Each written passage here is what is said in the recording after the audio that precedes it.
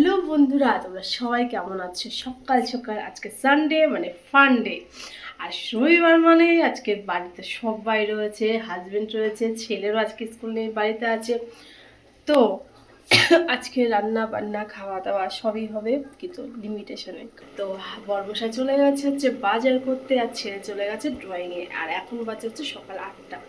আর আমি দেখো সকালে টিফিন করছি। তো টিফিন কি বানাচ্ছি চলো তোমাদেরকে দেখাচ্ছি। এই হচ্ছে কাবলি ছোলা। কাবলি ছোলা দিয়ে আলু দিয়ে তরকারি হবে, সেই সঙ্গে রুটি হবে। তো আজকে রান্না বান্না খাওয়া দাওয়া সবই হবে, কিন্তু লিমিটেশনে রান্না হবে, কারণ ছেলের তো বেশি মশলাদার খাবার চলবে না। তো হবে সবই মশলা কম দিয়ে। তো চলো, চা খাওয়া হয়ে আছে, আর এখন গিয়ে হচ্ছে আটা বেলবো, রুটি করব। ছেলেটা আসার আগে আগে আমাকে এগুলো কমপ্লিট করতে হবে, তাড়াতাড়ি করে নিই, কারণ আজকে রবিবার মানে আমার প্রচণ্ড কাজের চাপ থাকে। চোখও চুলকাচ্ছে ঠান্ডাতে, মানে চোখ মানে চুলকে যাচ্ছে। তো ব্যাপারটা কী হয়েছে, রবিবার দিন হলে মানে হাজব্যান্ড বাড়ি থেকে, ছেলে বাড়ি থেকে, আমারও কাজের চাপ বেশি থাকে। কারণ রবিবার দিন কাটবো বাটবো রান্না করবো, আদার্স দিন কী হয় আমি আগের থেকে সব কিছু করে রাখি, কিন্তু রবিবারটা দিন কিচ্ছু হয় না, কারণ বাজার ঘাট আসবে, তারপরে গিয়ে কাজ শুরু হবে। তো আসুক বাজার করে, ততক্ষণ আমি রুটি আর তরকারিটা করে নিই, কাবলি ছোলা আর রুটি দেখাচ্ছি। এই দেখো ওটস গুঁড়ো করেছি, এই দেখো পুরো আটার মতোই হয়েছে, কিন্তু একটু হালকা দানা দানা থাকে, অসুবিধা নেই। ওটসটাকে গুঁড়ো করেছি, এটা দিয়েই আজকে ছেলের আমি রুটি করব। প্রতিদিনই করি, আজকে বলে না, প্রতিদিনই করি। ছেলে রুটি হবে।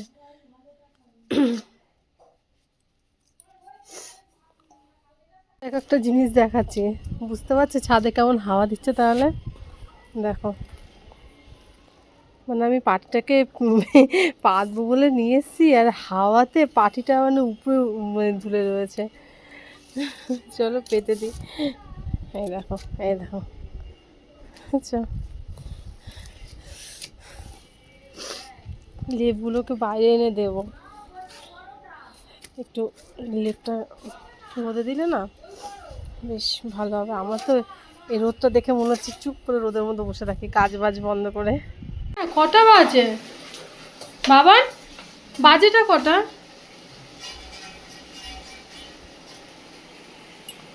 দেখেছো, চান ফান বন্ধ করে চুপ করে আমাদের আসবে। এটাও বেশি অনেক জায়গা চলে যাবে। সে প্লাস্টিক ও নিচে রেখেছিল মনে হয় কোনো প্লাস্টিক। বস্তা দেওয়ার দরকার আছে? দরকার নেই, বস্তা দিয়ে দিচ্ছে নাকি? বস্তা দিয়ে দেবো ওর সঙ্গে, দরকার নেই, বস্ত্রপতি চাপা দিয়ে দেবো। এখন আগে দিয়ে দিই, অনেকটা জায়গা আছে, বস্তাতে এমনি থাক। যা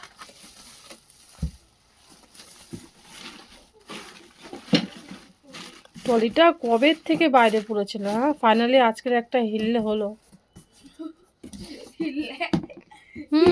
তোর বাবার মা দয়াতে হলো।